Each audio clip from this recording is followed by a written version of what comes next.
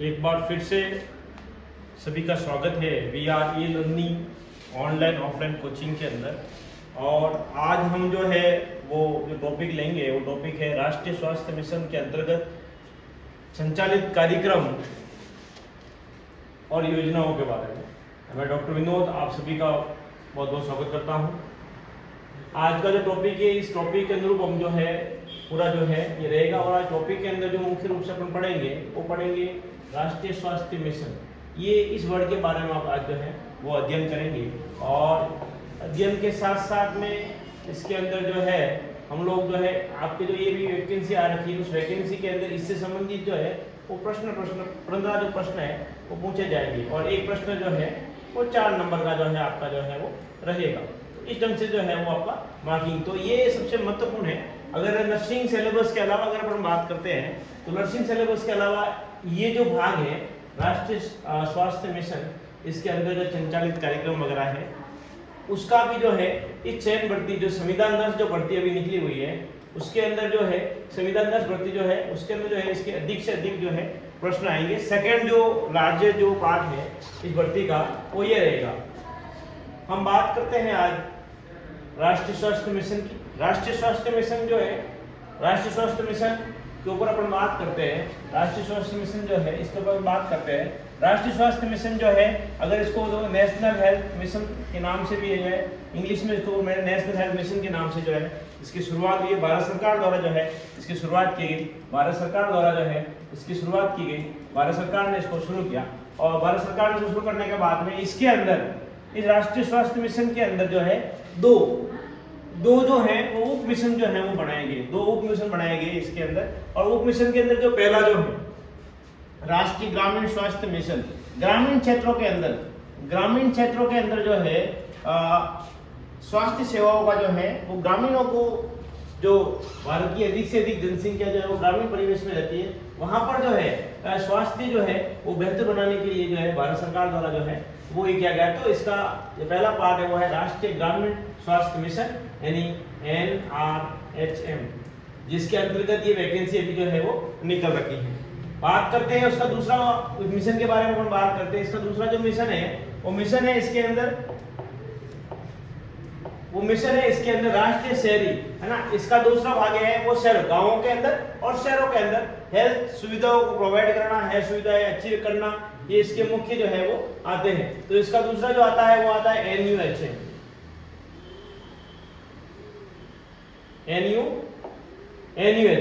दूसरा जो आता है इसका NUHM national urban health mission और ये कहता है NRHM। ये 2 भाग है शहरी के अंदर। और अगर बात करें अपन सबसे पहले पढ़ेंगे अपन राष्ट्रीय ग्रामीण स्वास्थ्य मिशन के बारे में।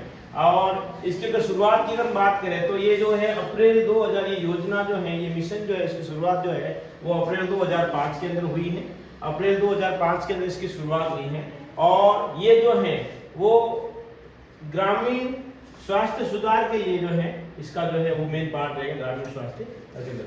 तो इस ढंग से हम जो है वो चाहते हैं। इसके अलावा जो बात करते हैं ये जो मिशन जो प्रारंभ हुआ है वो 7 साल के लिए हुआ था। अगर क्वेश्चन पूछा जाए कि NRHM जो है वो कितने सबसे पहले जो कितने साल के लिए जो है इस मिशन का आगाज किया गया था तो 2005 से 2012 के अंदर जो है इसका किया गया था। और इसकी जो शुरुआत है वो अप्रैल 2005 के अंदर हुई। ये जो पूरा तरह से जो किया गया है इसके अंदर एक का मुख्य जो इसका उद्देश्य था वो ये था कि विकेंद्रीकरण करना यानी सामुदायिक स्वामित्व की विकेंद्रीकृत स्वास्थ्य प्रदान करने वाली प्रणाली विकसित करना। तो ये इसका मुख्य उद्देश्य के अंदर आता है कि जो सामुदायिक स्वास्थ्य स्वामित्व की विकेंद्रीकृत स्वास्थ्य प्रदान करने की प्रणाली को ये इसका मुख्य उद्देश्य था।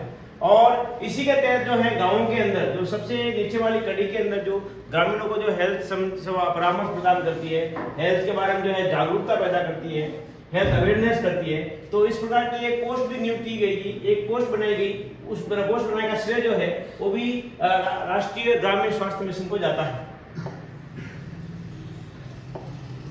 बात करें हम इसके अंदर राष्ट्रीय स्वास्थ्य मिशन के अंदर ग्रामीण मिशन के अंदर बात करें हम इसके अंदर तो इसके अंदर एक चीज और आती है। इसके अंदर वो चीज ये है कि दूसरा इसके अंदर देखें तो जो सामुदायिक स्वास्थ्य केंद्र है जो सामुदायिक स्वास्थ्य केंद्र है उन पर 24/7 आवर्स जो है वो क्या है, वो सेवाएं जो है वो ग्रामीणों को मिल सके। दूसरे इसके बारे में बात करें तो ये प्रथम रेफरल यूनिट भी माना जाता है। अगर एग्जाम में पूछा जाए कि प्रथम रेफरल यूनिट कौन सी है, तो ये ध्यान रखना, प्रथम रेफरल यूनिट है सामुदायिक स्वास्थ्य केंद्र। तो ये रहता है। बात करते हैं इसी का तीसरा जो भाग आता है उसका है जननी सुरक्षा योजना। जननी सुरक्षा योजना, और इसकी अगर तिथि पूछी जाए तो 12 अप्रैल 2005 के जो इसकी जो है वो शुरुआत की गई। बात करते हैं इसके अंदर अपन शुरुआत के अंदर बात करते हैं इसके अंदर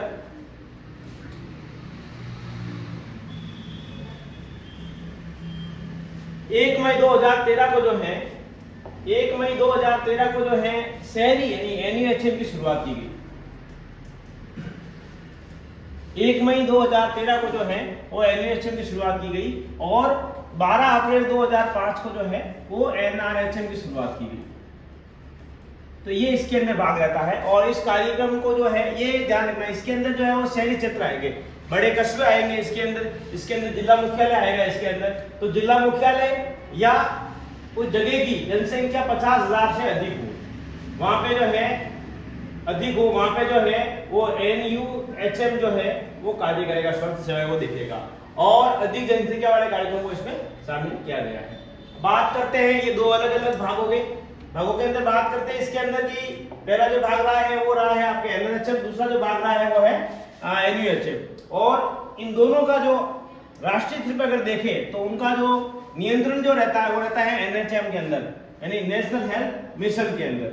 इसका जो सबसे बड़ा श्रेय जाता है जितने भी आयुर्वेदिक डॉक्टर्स हैं, आयुर्वेदिक जो कर्मचारी हैं, उनको मुख्य धारा में लाने वाला जो है वो भी जो है ब्लॉक लेवल पे पीएससी पे सीएससी पे काम कर सके, इसके रिगार्डिंग जो एनएचएम ने जो है आयुष को जो है आयुष विभाग को जो है वो उसको मुख्य धारा में लाने का काम अगर किसने किया है तो वो एनएचएम ने किया है, एनएचएम ने किया हुआ है।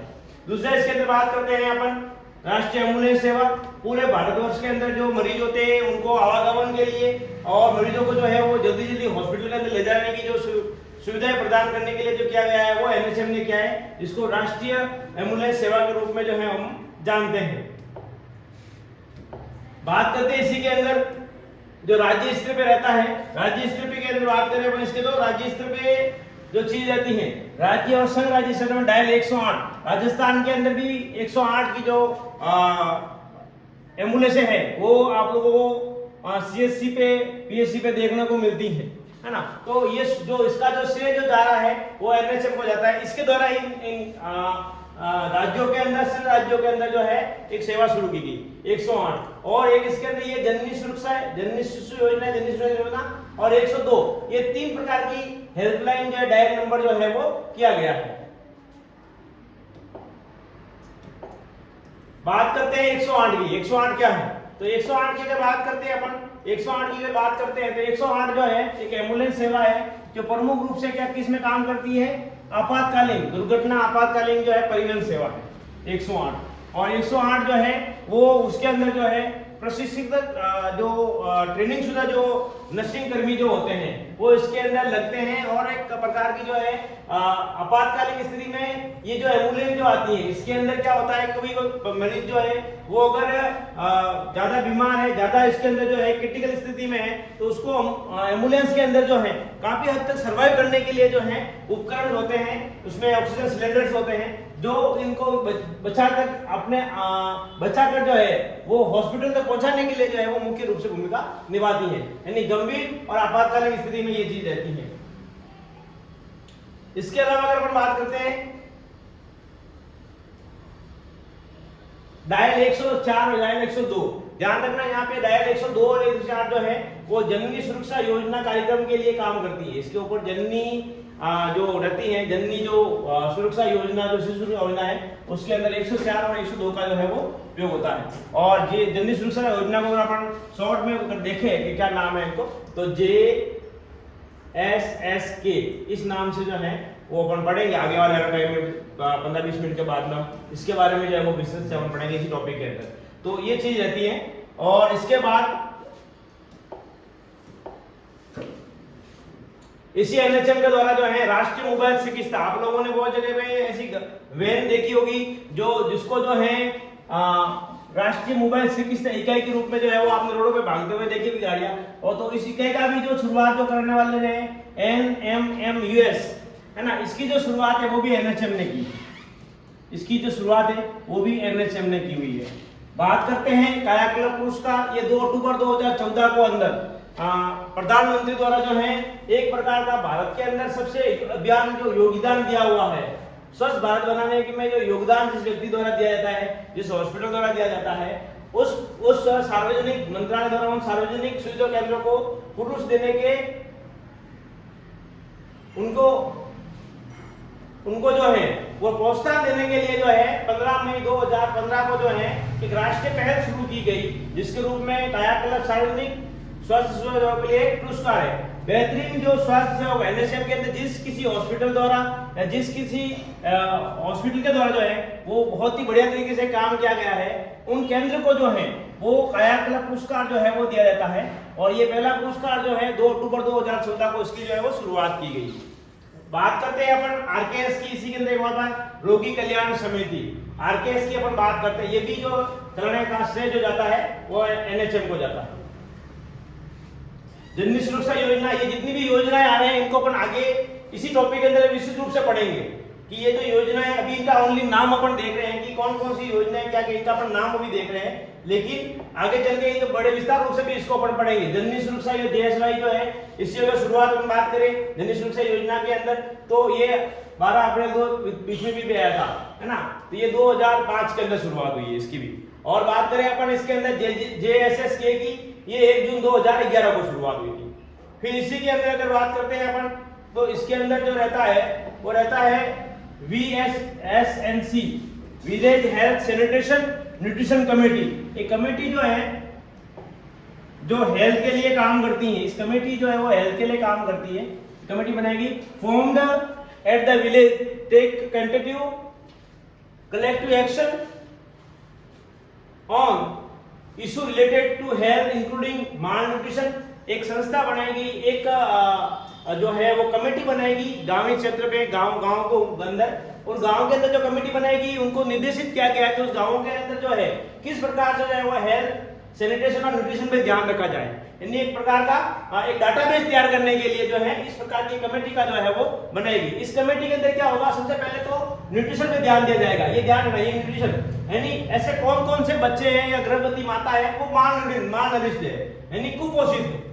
उसके बाद इसी के अंदर clean and safe drinking water, इससे बहुत सारी बीमारियां, हैजा है, ये जो फैलने की जो समस्या गांव के अंदर ज्यादा रहती है, हैजा है, कोलेरा है जिसको बोलते हैं अपन हैजा है, ये हैजा जो है वो क्लीन अनक्लीन और अनसेफ वाटर की वजह से जो है वो फैलता है।